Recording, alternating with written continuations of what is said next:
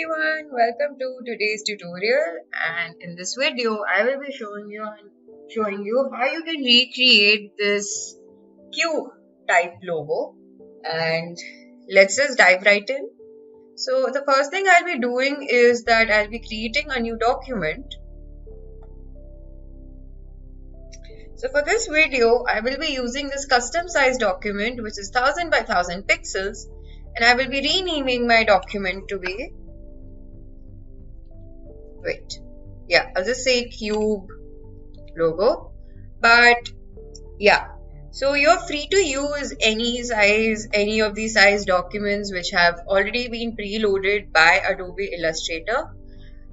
Or in case if you want to use the same document size that I am using, just type in 1000 by 1000 in the width and the height options right here, and just change the dimensions to pixels, like pixels, and create. Okay, so the first thing I'm going to do is that I'll make sure that my smart guides options is on.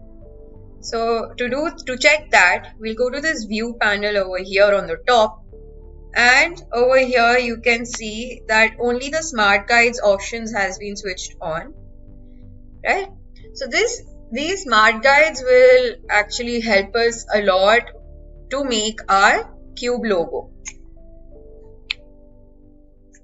Okay, so what I'm going to do is that I'll go over here to my shape panel and I'll be using this polygon tool, and I do not really require the fill as of now. No, wait, I actually do require the fill, so I'll be making my fill to be black, and I do not require the stroke. So I'll just click on this none option right here. So what I'm going to do is that I'll be clicking on Shift plus Alt and just drag my mouse like this to create a hexagon like that. Okay. So I'll select this and I'll also rotate this like this. I'll select this and I'll make a copy out of it. To do that, I'll be going to edit, copy, edit, and paste in front. So now that's happened. So what I'm going to do is that right now the second copy we've just made, that's been selected. So what I'm going to do is click on Shift, and with the help of the arrow keys, I'll just move it along like that. Yeah, so I'll move this a little bit upwards like this. I'll select all these two options. I'll select both these shapes as of now. And here in this Pathfinder panel, it's actually right behind this layers panel over here, this Pathfinder panel. And I'll be choosing this option right here which says divide. So I click on this, and if you see that both these options get selected, the reason why is that because both these shapes are grouped together as of now. So I'll right click on this and click on ungroup, and I'll select this top portion over here and go ahead and delete this right that. Okay, so as you can see that this hexagon shape is made, but if you look closely, it gets divided like this, and you can see the top portion of the cube like that. Okay, so now I'll be using this line segment tool, and over here, as you can see the anchor point, it detects the anchor point. I'll just make one straight line going like that. Go back here, select my selection tool, select all these shapes that we've just made. Go back here to this Pathfinder tool and click on divide again, like that. Right click on this and again ungroup. Okay, so now you can see that our hexagon is now being divided into 3 equal parts, which now looks like a cube. Okay, so I'll select all of them again And what I'm going to do is that I'll be creating smaller squares inside these squares that we've just made. So to do that, we'll be going to Object, Path, and Offset Path. And over here, what I'm going to do is that I'll be giving a certain value as to how small I want my squares to be, right? So I'll just be giving the value of -40 pixels. And if you click on preview, you can see that smaller squares are made like that. And we click on OK. So once that's done, and once just these squares are selected, I'll go to Edit and I'll click on Cut. I'll select this entire cube and I'll just delete this as of now. So I'll go back to Edit and click on this option which says Paste in Front. So now as you can see that only the offset path that we had created, that gets pasted up in front. So now that the fill is black, I'm going to go over here and just swap this so that the stroke becomes black and there is no fill. And I'll go ahead and also increase the stroke weight. So as you can see, by default, the stroke weight is 1 point, but I'm going to go ahead and make it much more thicker. And I'll be choosing this option which says 18 points. And like that. Okay. I'll come back here to this one again, this polygon tool. Come over here precisely in the middle. Click on Shift plus Alt and create a hexagon. And I'll also rotate this like just the way we had done initially. And just bring it a little upwards like that. So now as you can see that the hexagon we just made, it overlaps a little on the 3 squares that we have just made. Right. So what I'm going to do now is that I'll be making lines. So I'll be making this one line going from here, this anchor point, all the way about like this, and I'll be doing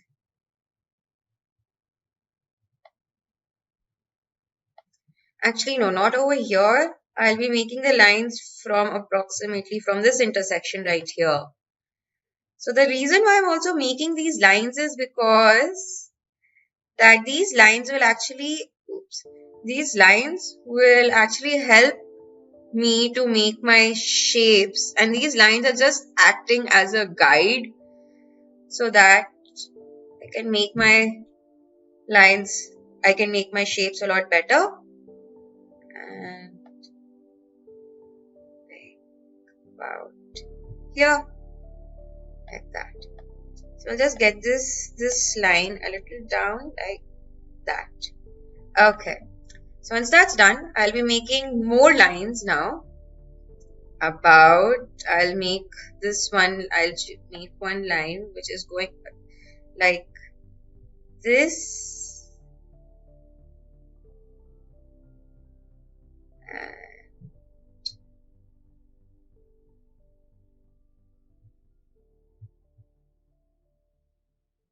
This one line going this way, coming here to this midpoint.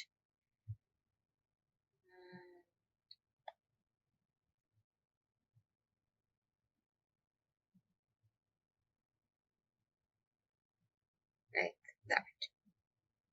Now actually I'm just going to delete these lines because I've actually skipped a step. I'm so sorry about that. Okay. So like once you've come to this part, I'll select all the objects that we've just made. Go to Object and we'll go ahead and also expand this and click on OK. So once that's done, it'll become easier for us to then delete it a lot later. So now I'll go back to the line segment tool and then start making my lines. Select here, go ahead, make one line like this. Select this from anchor point, get like that. Come over here and make another line like that. So once that's done, okay, I'll go ahead and select all these shapes again. Come back here to this Pathfinder panel and click on Divide again. Once that's done, right click on my shapes that I've created and ungroup them again. So now what we can do is we can go ahead and now delete the portions that we do not need, like this. I'll delete this.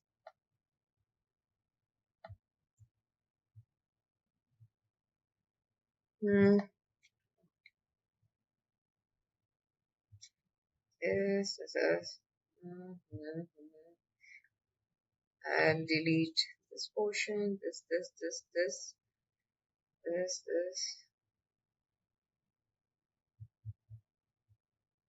So you can go ahead and make any shape, particular shape you want, or that. Let's delete this.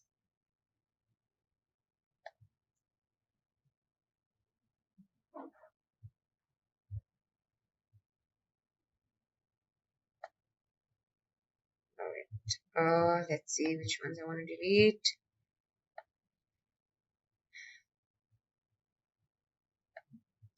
So it's okay if you're making random shapes. It doesn't necessarily have to be perfect.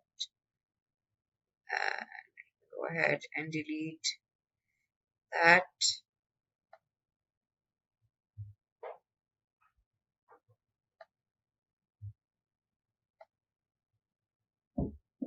Wait, I'm gonna make it. Yeah.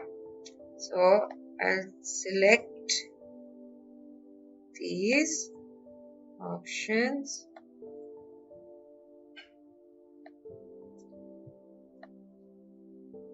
Here, this one.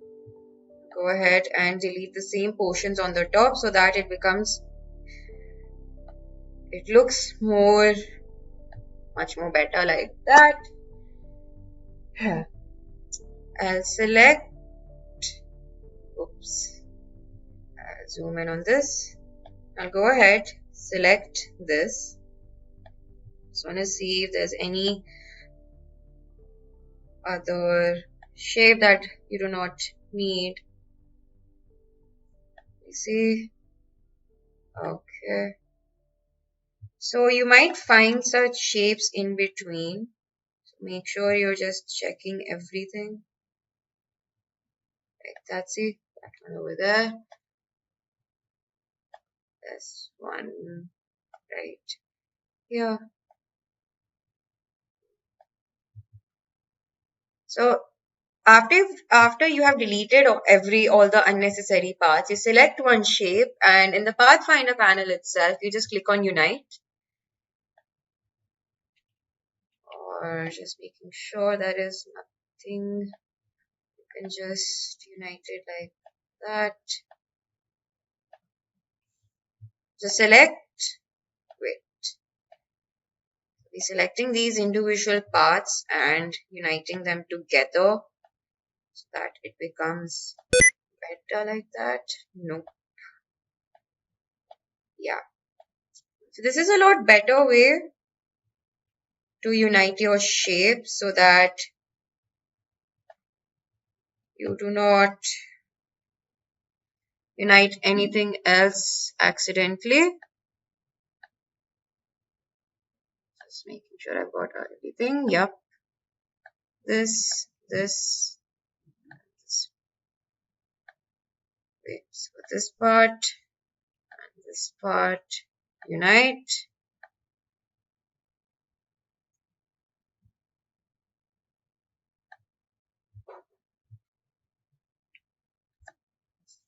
This.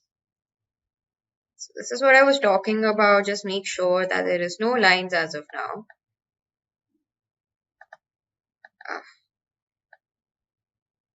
Just bring it back. That. And over here in this last one as well, we'll be repeating the same process. Unite. Unite. This, and unite. Okay. So once that's done, we can just go ahead and add different colors to our shapes. So I'll be filling it in with solid colors. And oops, do not require that. Just select the united shapes and fill it in with any color you want to. Like this, and this, and like that. So once that's made, we can just bring them closer.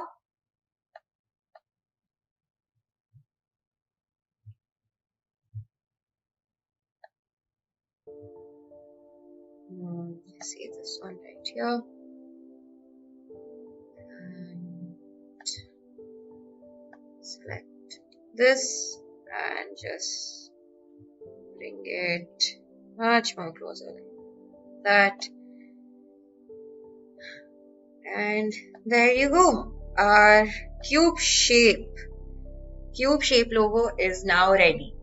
So this is another step that I'll be showing. This is optional. So if you want, you can let your logo be the way it is, or if you like, we can go ahead and also add this kind of a drop shadow if you want. So to do that, we'll be selecting all our shapes. Go to Effects, Stylize, and click on Drop Shadow.